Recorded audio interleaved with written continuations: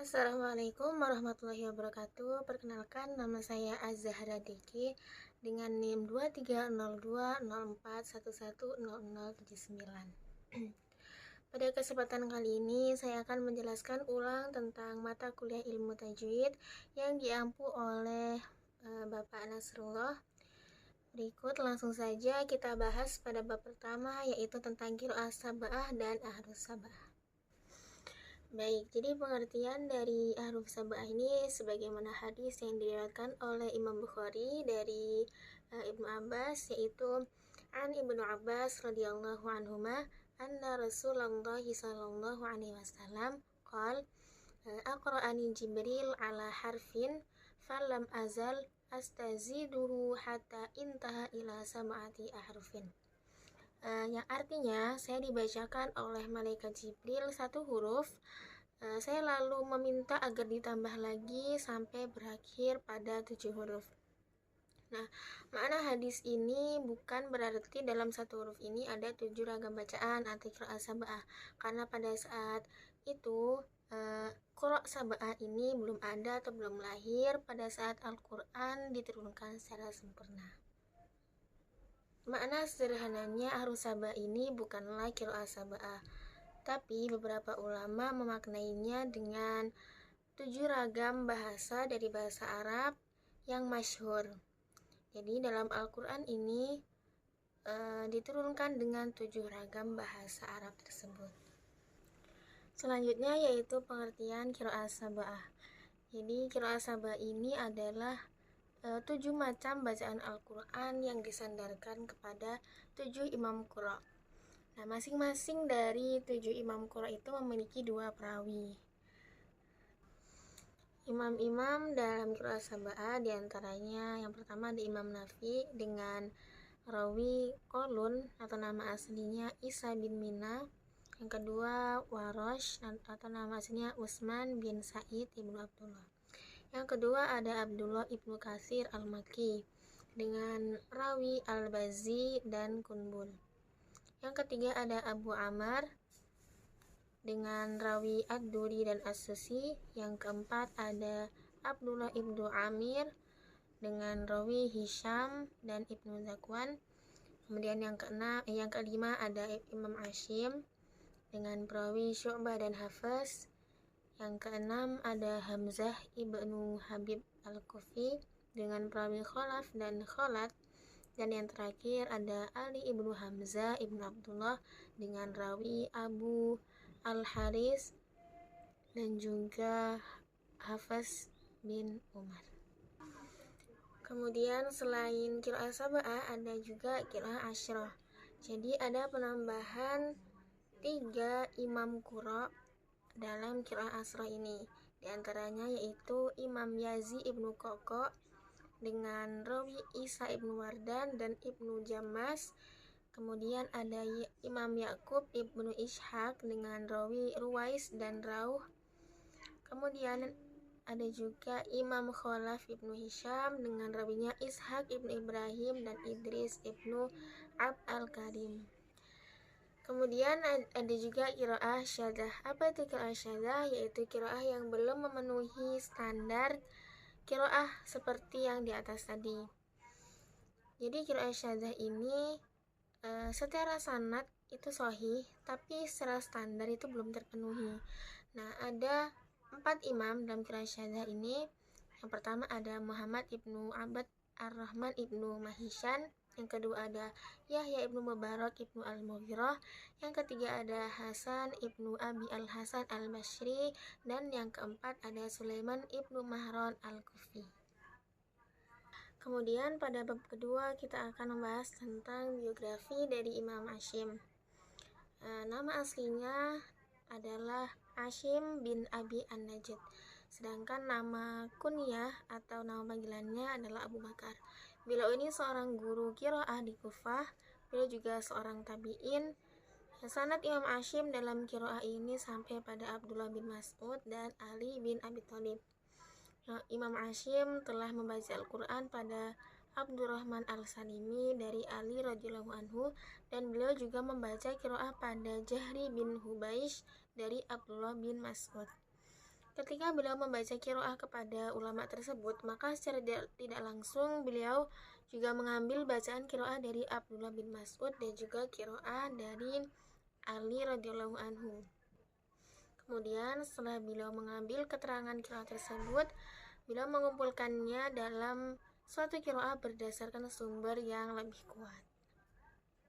Kemudian selanjutnya yaitu biografi dari Imam Hafs yang merupakan rawi dari Imam Hashim. Nama asli beliau adalah Hafiz bin Sulaiman ad-Duri al-Asadi dari kabilah Bani Asad. Nama panggilannya yaitu Abu Amr. Beliau dilahirkan pada tahun 90 Hijriah dan meninggal pada tahun 180 Hijriah.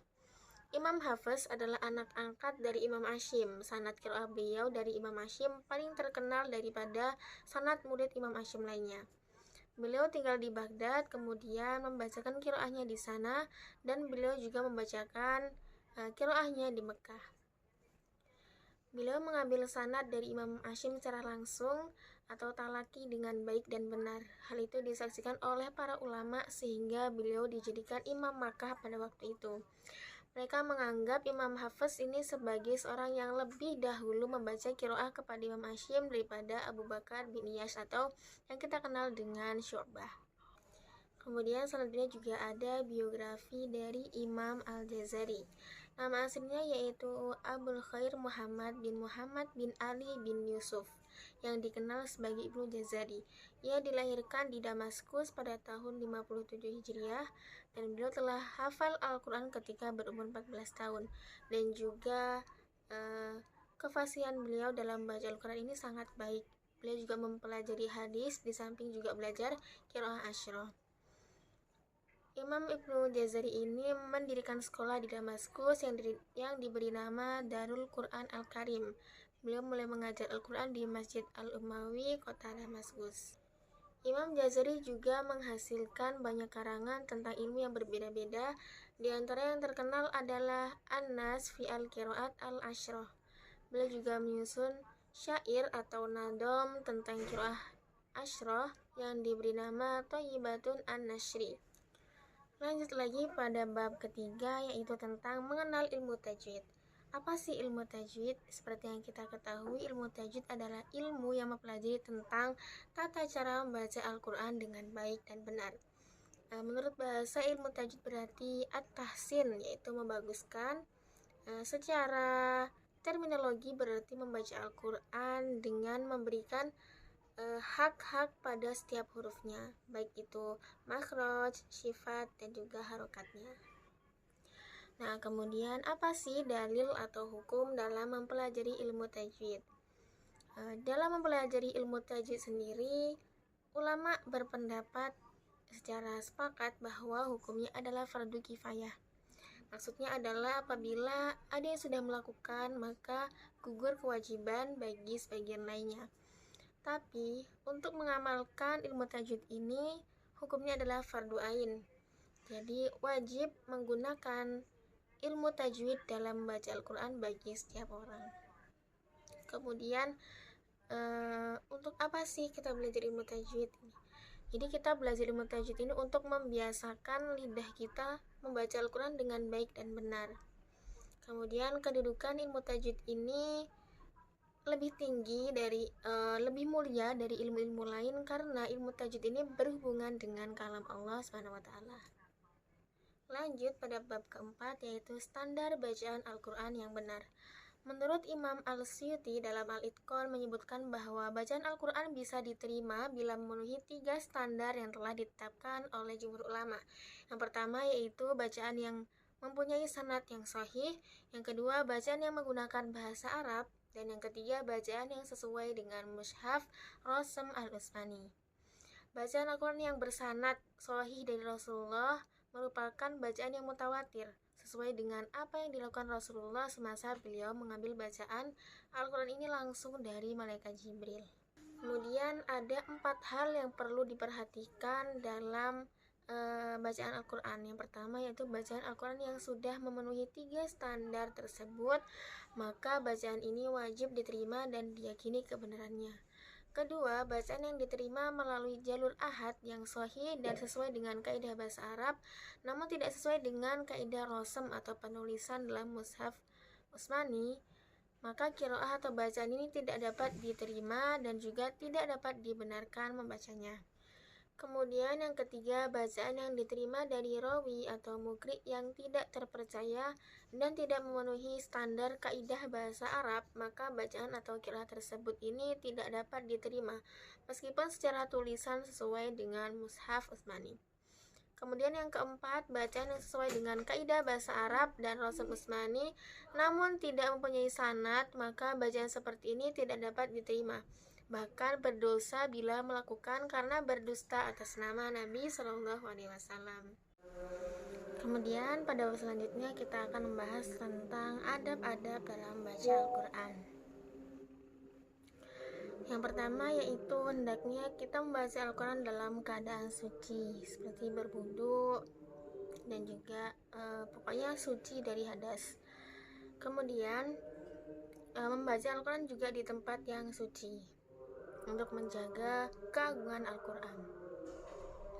Kemudian membaca ta'awud dan juga membaca basmalah, membaca Al-Quran dengan khusyuk, membaca dengan meresapi setiap makna dari ayat tersebut, membaca dengan tartil, dan juga memperindah suara ketika membaca Al-Quran.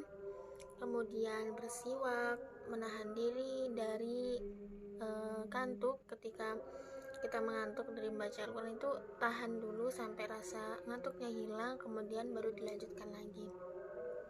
Kemudian tidak memutuskan bacaan Al-Quran dengan berbicara dengan orang lain kecuali dalam keadaan darurat seperti menjawab salam.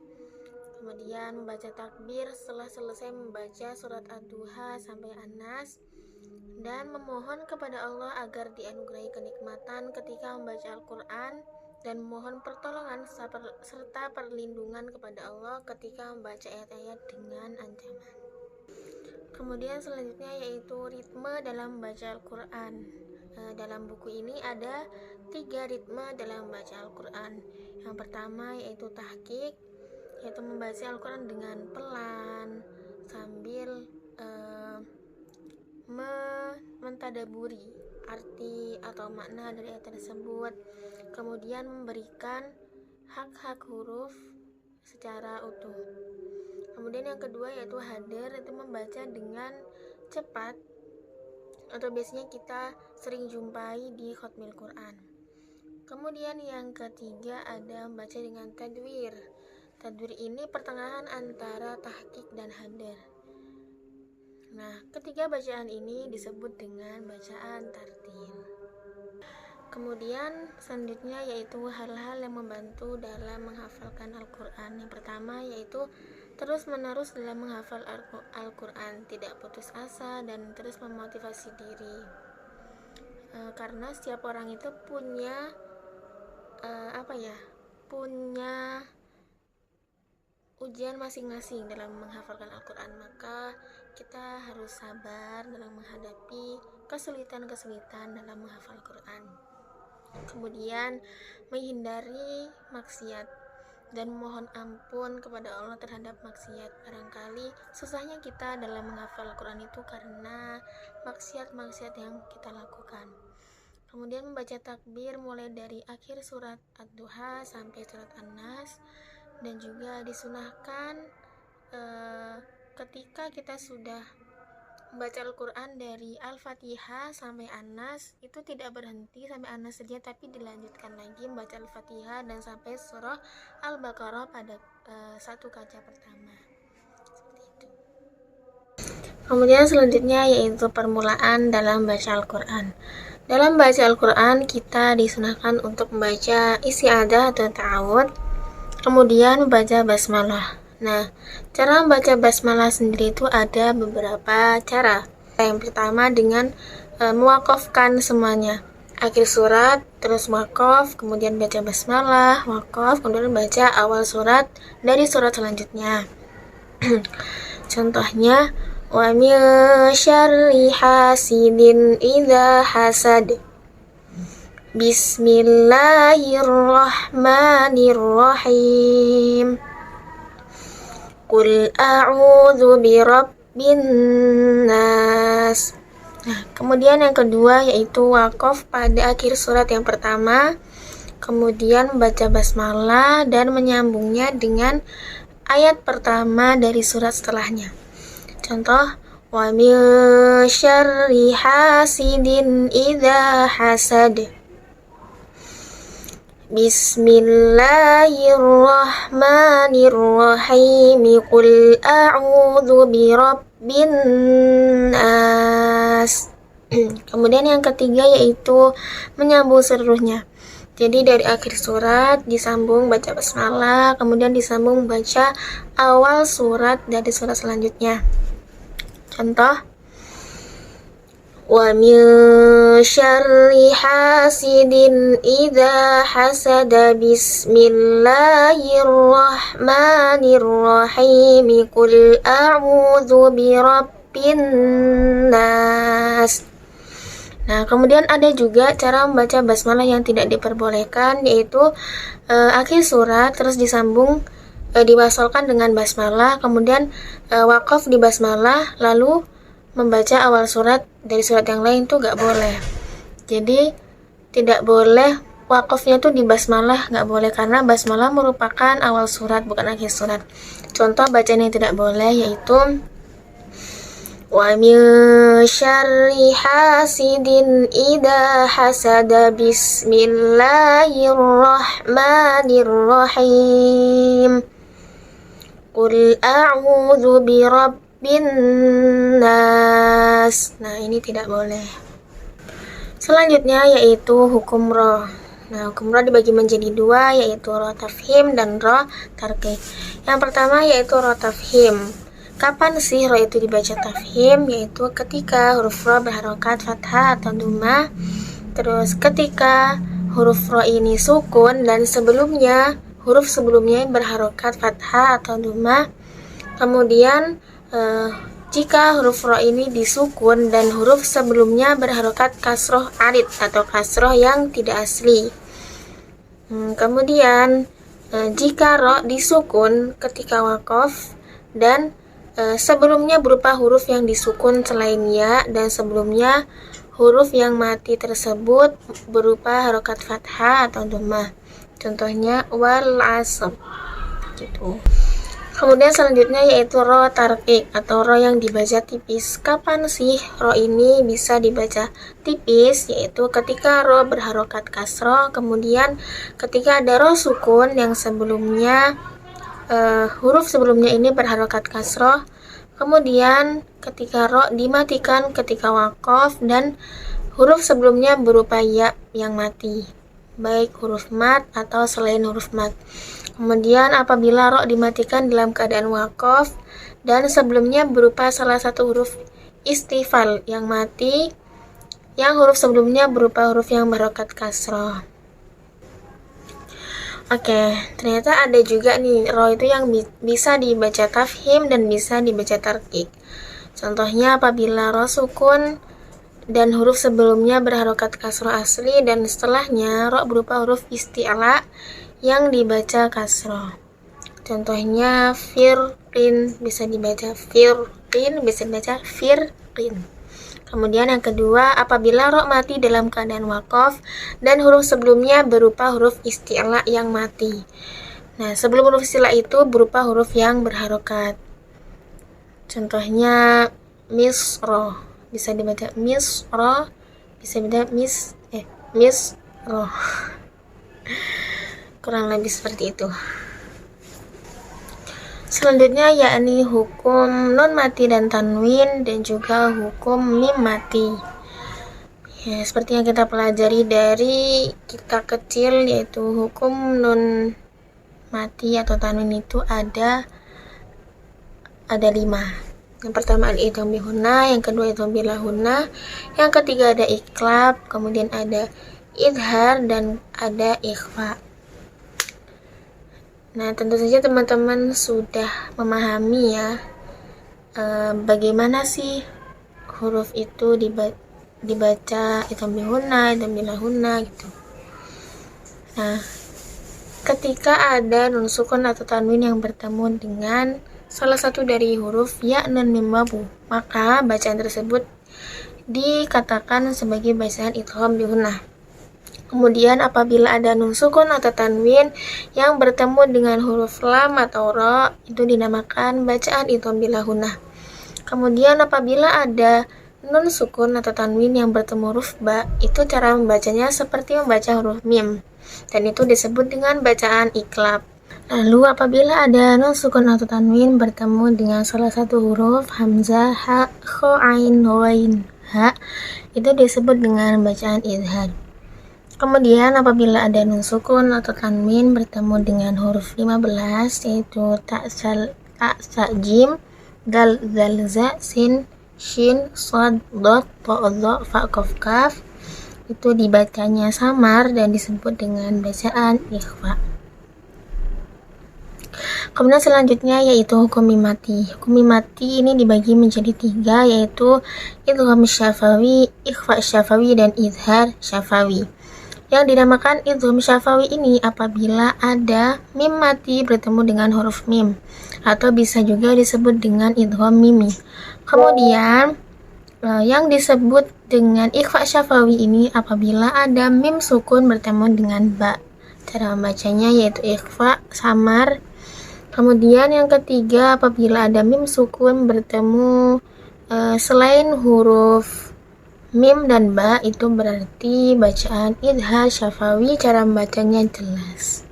Bab selanjutnya yaitu hukum lam ta'rif ketika idgham atau izhar.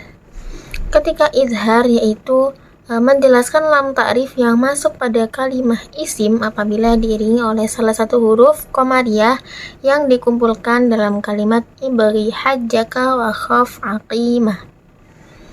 Dinamakan qamariyah pada isim tersebut karena huruf tersebut wajib dijelaskan huruf lam sebelumnya sebagaimana menjelaskan lam pada kalimah al-qamar. Lam qamariyah selamanya dibaca izhar atau jelas tanpa ada kesukaran atau beban. Kemudian yang kedua yaitu ketika dibaca idgham, yakni masukkan lam ta'rif yang mati pada huruf yang mengiringinya dari salah satu huruf syamsiah, yaitu selain huruf qamariyah. Nah, huruf-huruf syamsiah ini pada kalimat isim tersebut karena huruf tersebut wajib mengidghamkan lam kemudian sebagaimana mengidghamkan lam pada kalimat lainnya. Contohnya asyamsu. Nah, huruf-huruf syamsiah ini dikumpulkan dalam permulaan huruf pada bait tibsum masil, rahman tafus, dif dzani'am, da'su al-dhanni, zur syarifa lil karam. Contoh dari idgham syamsiah ini yaitu as-salatu, as-sama'i, atau at-tammah. Kemudian selanjutnya yaitu hukum lam ketika tafhim dan tarqiq. Ketika tafhim, lam dibaca tafhim pada dua keadaan sebagai berikut. Yang pertama yaitu lamnya lafadz dalalah ketika didahului harokat fathah atau dhammah. Contohnya qala Allahu qama abdullah, berarti lamnya dibaca tafhim. Kemudian lamnya lafadz dalalah ketika didahului oleh huruf yang mati yang huruf sebelumnya berharokat dhammah atau fathah. Contoh ilallahi qalullah. Kemudian yang kedua yaitu lam yang dibaca tarqiq atau tipis. Lam yang dibaca tarqiq ada pada beberapa keadaan. Yang pertama, lamnya lafadz dalalah ketika didahului harokat kasroh asli atau kasroh aridoh atau tidak asli. Contohnya min dunillahi qaumanillahi. Yang kedua, lam jalalah pada lafadz yang didahului huruf yang mati yang huruf sebelumnya berharokat kasroh. Contohnya yunjillah.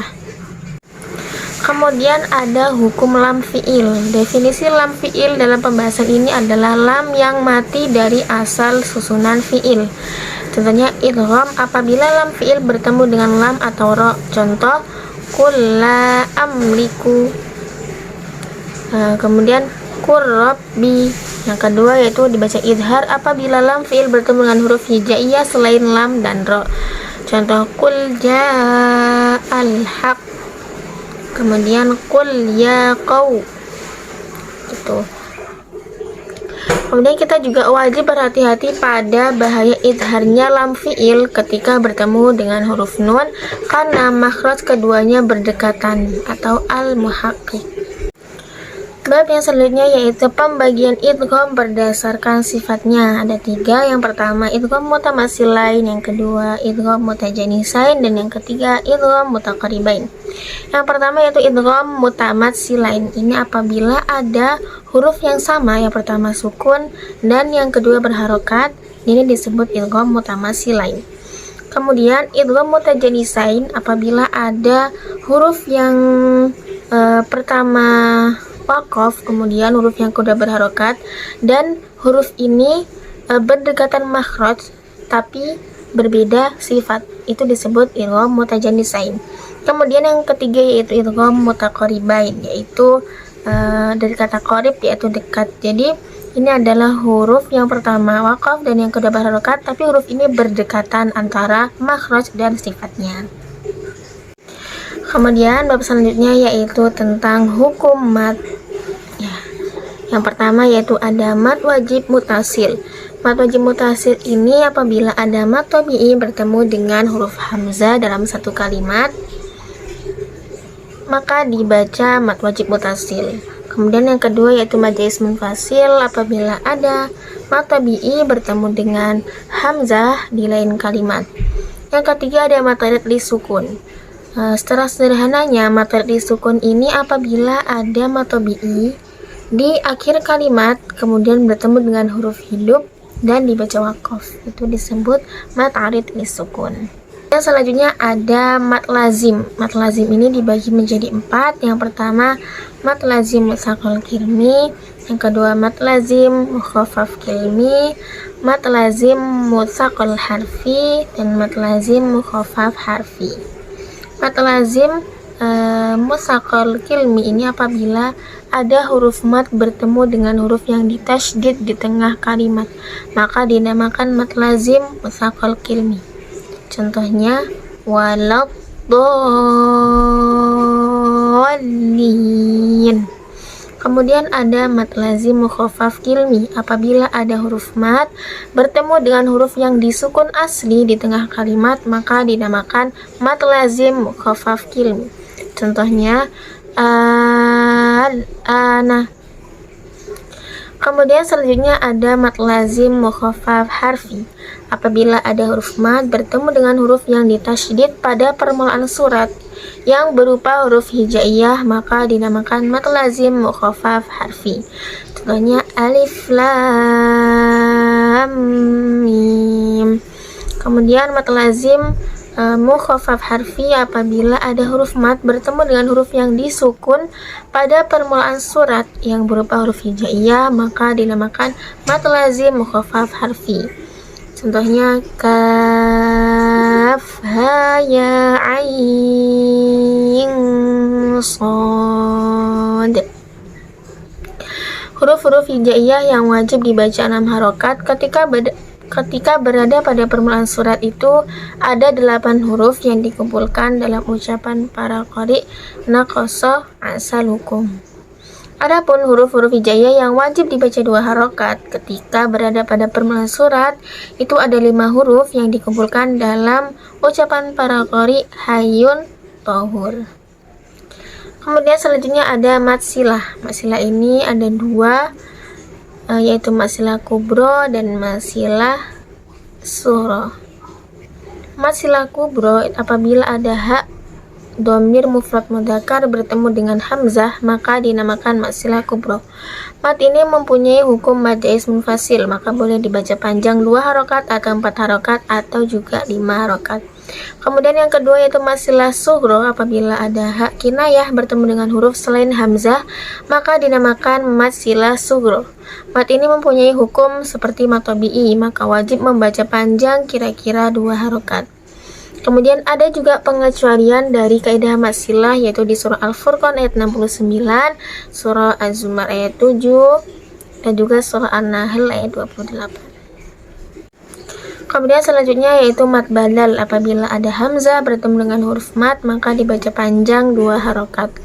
Contohnya amanu, ituni, utia.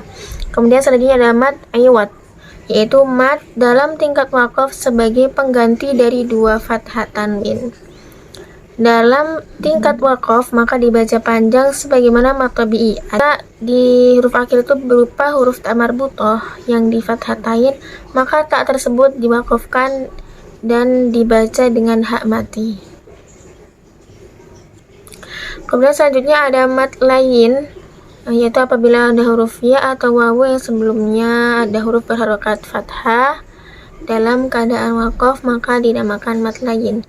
Boleh membaca panjang ketika waqaf dengan 2 harokat atau 4 harokat atau 6 harokat. Selanjutnya yaitu hukum 7 alif. Menetapkan alif ketika tingkat waqaf dan membuangnya ketika tingkah wasol. Ada pada beberapa kalimat berikut. Yang pertama, alif di lafaz ana, yaitu dhamir mutakalim, dibuang ketika mengucapkan dalam tingkat wasol dan menetapkan alif ketika tingkah waqaf di seluruh bacaan Al-Quran. Yang kedua, alif pada lafaz lakinna dalam surah Al-Kahfi, itu nanya dibaca pendek, yaitu lakinna huwallahu rabbi wala usyriku bi rabbi ahada. Yang ketiga, alif pada lafaz az-zununa dalam surah Al-Ahzab. Kemudian yang keempat, alif pada lafaz ar-rasulah dalam surah Al-Ahzab. Yang kelima, alif pada lafaz as-salasilah pada surah Al-Ahzab. Kemudian yang keenam yaitu alif pada lafaz qawarirah. Yang pertama bukan yang kedua, dalam surah Al-Insan ayat 15. Cara membacanya kanas qawarir. Kemudian yang ketujuh, alif pada lafaz salasila dalam surah Al-Insan. Contohnya inna a'tadna lil kafirina salasila wa awlalan wa sa'ira. Ketika tingkah waqaf maka salasila boleh dibaca 2 cara bacaan. Yang pertama, waqaf pada lam yang mati bukan pada alif setelahnya, yaitu pada salasil. Dan yang kedua, waqaf pada alif setelah lam, yaitu salasila.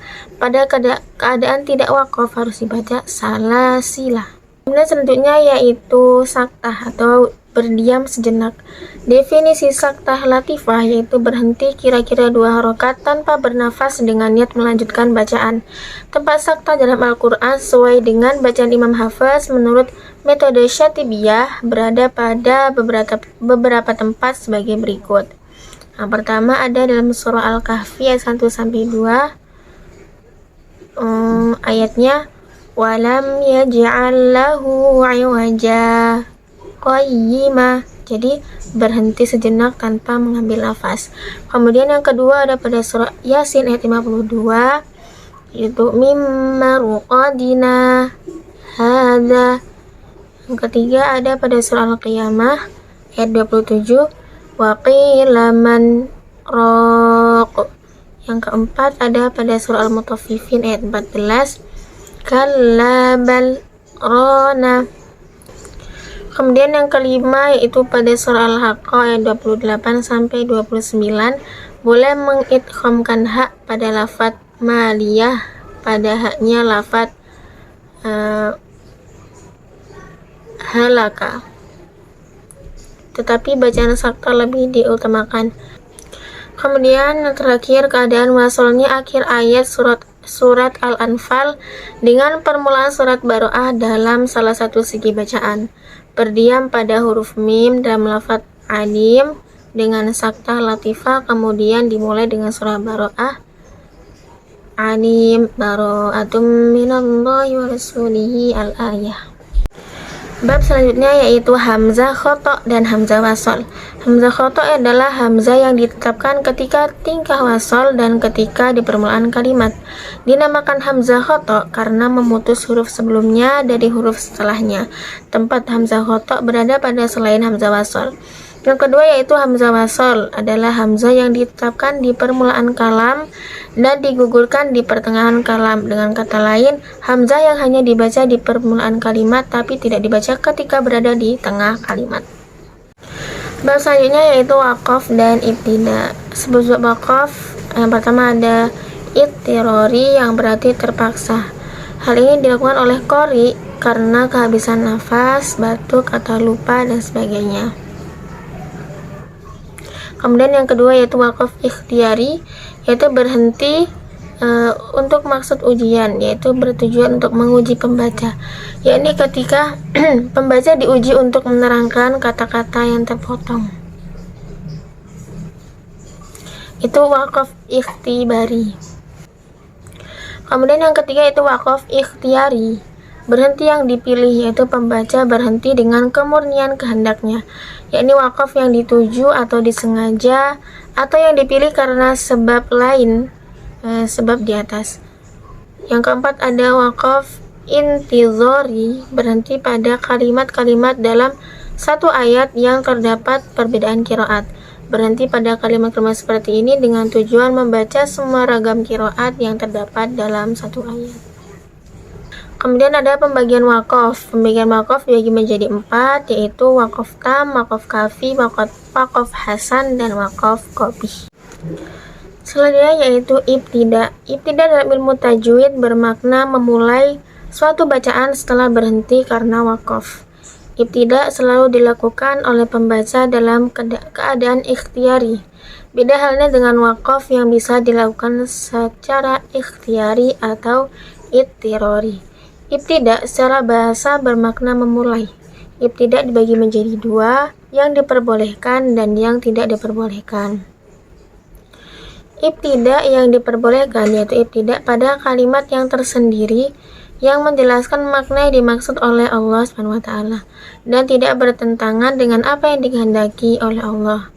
Ibtida yang diperbolehkan sebagaimana waqaf ada 3 macam, yaitu ibtida tam, yang kedua ibtida kafi, dan yang ketiga adalah ibtida hasan. Bab selanjutnya yaitu bab penulisan Al-Quran.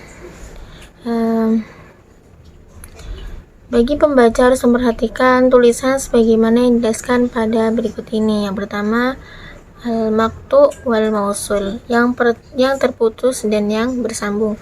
Termasuk kekhususan dalam Rasmu al-Usmani, yakni setiap kalimat ditulis dengan 2 metode, yaitu diputus dari sebagian kalimat dan disambung bersamaan sebagian kalimat yang lain. Kemudian yang kedua yaitu ada al-hasbu wal isbat, membuang dan menetapkan. Apabila kalimat yang diwakafkan itu berupa salah satu dari 3 huruf mat dan huruf tersebut ditulis pada rasm mushaf Usmani, maka harus wakaf pada kalimat tersebut dengan menetapkan huruf mat pada kalimat itu. Yang ketiga yaitu tak ta'nis. Tak ta'nis mengikuti rasm dalam keadaan tingkah wakaf. Apabila tak ta'nis ditulis seperti huruf tak biasa, maka ketika dalam keadaan wakaf harus diwakafkan sebagaimana wakaf pada huruf ta. Bab selanjutnya yaitu lahan jali dan lahan khafi. Lahan jali adalah kesalahan fatal yang sangat nampak sekali yang terjadi pada lafaz sehingga maknanya menyimpang dari makna yang dikehendaki atau yang sesuai, seperti mengganti huruf dengan huruf lain atau mengganti harokat dengan harokat lain. Termasuk lahan jali adalah tidak membaca panjang pada mat tabi'i. Kemudian yang kedua itu lahan khafi, kesalahan yang berhubungan dengan kesempurnaan pengucapan, seperti kurangnya membaca panjang pada mat atau terlalu panjang dalam membaca mat atau tidak adanya kesamaan antara satu mat dengan mat yang lain. Termasuk lahan khafi adalah minimnya keahlian dalam menerapkan hukum, seperti menambah takrir atau pengulangan pada huruf ro dan penebalan huruf lam, dan juga termasuk lahan khafi yaitu membaca domah dengan suara di antara domah dan fathah. Bab yang terakhir yaitu perbedaan kaidah dalam riwayat Hafiz. Yang pertama yaitu al-usul al-kulliyah. 1. Madis mufassir. Menurut Thariqah al-Syatibiyah dibaca 4 harakat atau tawasud. Adapun menurut Thariqah thayyibah dan beberapa torik yang lain panjangnya 2 harokat atau qasar, ada juga yang 3 harokat. Kemudian yang kedua yaitu mad wajib mutasil. Menurut torik asyatibiyah dibaca 4 harokat. Sementara menurut torik thayyibah dan beberapa torik yang lain panjangnya 4 harokat. Ada juga yang 5 harokat dan 6 harokat. Kemudian yang ketiga yaitu gunnah. Gunnah jika jatuh setelah nun mati atau tanwin, huruf lam atau ro. Menurut thariqah syatibiyah, hukumnya gunnah tersebut idgham kamil tanpa gunnah. Adapun menurut thariqah tabiyah dan beberapa thariqah yang lain, hukumnya idgham naqis dengan gunnah. Kemudian saktah pada huruf shahih sukun setelahnya huruf hamzah. Menurut thariqah syatibiyah tidak ada saktah. Adapun menurut torik thayyibah dan beberapa torik yang lain terdapat saktah umum dan saktah khusus. Kemudian yang kelima takbir. Menurut torik asyatibiyah tidak ada takbir. Adapun menurut torik thayyibah boleh takbir seperti pada beberapa tempat berikut. Yang pertama, takbir khusus pada akhir surat Ad-Duha sampai surat An-Nas. Yang kedua, takbir dari awal surat Asy-Syahr sampai awal An-Nas. Dan yang ketiga, takbir umum pada awal setiap surat dari surat Al-Fatihah hingga surat An-Nas kecuali surah Baqarah. Yang keenam yaitu ta'zim. Menurut thariqah syatibiyah tidak ada mad ta'zim, sedangkan pada salah satu thariq thayyibah ada mad ta'zim. Yang kedua yaitu ada al-usul al-juz'iyat. Menurut thariq asy-syatibiyah hanya ada satu wajah yaitu dibaca dengan sin. Adapun dalam thariq thayyibah bisa dibaca sin atau shad pada kalimat berikut. Wallahu yaqbidu wa yabsutu wa ilaihi turja'un. Menurut thariq asy-syatibiyah hanya ada satu wajah yaitu dibaca dengan sin. Adapun dalam thariq thayyibah bisa dibaca sin atau shad pada kalimat berikut. Wa zakarakum fi khalqi bastah. Kemudian menurut thariq asy-syatibiyah pada kalimat berikut ini dibaca shad. Adapun menurut thariq at-thayyibah boleh dibaca shad atau sin. Lasta 'alaihim bimusaytir. Kemudian yang keempat, menurut thariq asy-syatibiyah dan al-thayyibah pada kalimat berikut ini boleh dibaca shad atau sin. Am 'indahum khazainu rabbika am humul musaytirun. Jika dibaca sin, am 'indahum khazainu rabbika am humul musaytirun. Itu jika dibaca shad. Kemudian yang kelima, menurut thariq asy-syatibiyah pada kalimat berikut ini boleh wajah dua ibdal dengan isba atau tashil. Adapun dalam thariq thayyibah bisa dua wajah sebagaimana yang disebutkan atau ibdal saja. Kemudian yang keenam, menurut thariq asy-syatibiyah hanya idgham, sedangkan menurut thariq thayyibah boleh idgham atau idhar atau boleh keduanya. Contoh kalimatnya yaitu yalhadzalika. Kemudian yang ketujuh, menurut thariq asy-syatibiyah hanya boleh idgham, sedangkan menurut thariq al-thayyibah boleh idgham atau idhar. Contoh kalimatnya, wa kana fi ma'zilin ya bunayya rukam ma'ana. Kemudian yang kedelapan, huruf nun yang bersamaan dengan wawu pada permulaan surat berikut ini menurut thariq asy-syatibiyah hanya boleh idhar, sedangkan menurut thariq thayyibah boleh idgham atau idhar. Contohnya, Yasin wal Qur'anil Hakim. Yang kesembilan, menurut thariq asy-syatibiyah idgham beserta ismam atau ikhtilas atau ikhfa, sedangkan menurut thariq at-thayyibah boleh wajah dua yaitu ismam atau ismam saja. Contohnya, qalu ya abana malaka la ta'manna. Kemudian yang ke-10, menurut thariq asy-syatibiyah saktah pada 4 kalimat berikut ini. Sedangkan menurut Thoriq at-Thayyibah, boleh sakta atau idroj pada 4 kalimat tersebut, atau sebagian dari 4 kalimat tersebut. Pada surah Al-Kahfi bisa dibaca dengan ikhfa, sedangkan dalam surah Al-Qiyamah dan Al-Mutaffifin bisa dibaca dengan idgham. Contohnya, walam yaj'al lahu 'iwajan qayyima. Ini pada surah Al-Kahfi boleh baca ikhfa. Kemudian pada surah Al-Qiyamah boleh dibaca idgham. Contohnya, wa qila marraq. Selanjutnya, menurut Thoriq Asy-Syatibiyah, mat pada huruf ain, tepatnya ya pada ain, di permulaan 2 surat berikut ini bisa dibaca dengan isba 6 harokat atau tawasud 4 harokat. Sedangkan menurut Thoriq at-Thayyibah bisa isba atau tawasud atau qasr. Contohnya, kaf ha ya ain shad. Pada Thoriq Asy-Syatibiyah, pada Thoriq at-Thayyibah dibaca kaf ha ya ain shad. Yang selanjutnya, menurut Thoriq Asy-Syatibiyah, ro pada kalimat berikut bisa dibaca tafhim atau tarqiq. Sedangkan menurut Thoriq at-Thayyibah bisa dibaca tarqiq atau tafhim atau bisa keduanya. Contohnya, fakana kullu firqin kattaudil azim.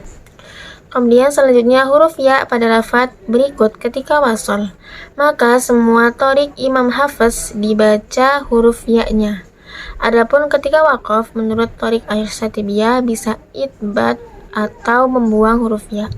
Sedangkan menurut Thoriq at-Thayyibah bisa kedua-duanya. Contoh kalimatnya, fama ataniyallahu khairum mimma atakum. Kemudian yang selanjutnya huruf dot pada lafaz berikut ini bisa dibaca dengan harokat fathah atau dhammah baik dalam Thariqah Asy-Syatibiyah atau Thariqah at-Thayyibah. Contoh kalimatnya, Allahul ladzi khalaqakum min dha'fin thumma ja'ala min ba'di dha'fin quwwah ثم جعل من بعد ضعف قوة ثم جعل من بعد قوة ضعفا وشيبة يخلق ما يشاء وهو العليم القدير. Kemudian selanjutnya huruf alif pada kalimat berikut ini ketika wasol tidak dibaca pada semua Thoriq Imam Hafiz, tetapi ketika waqaf boleh dibaca itbat atau tidak, baik dalam Thoriq Asy-Syatibiyah atau Thoriq at-Thayyibah.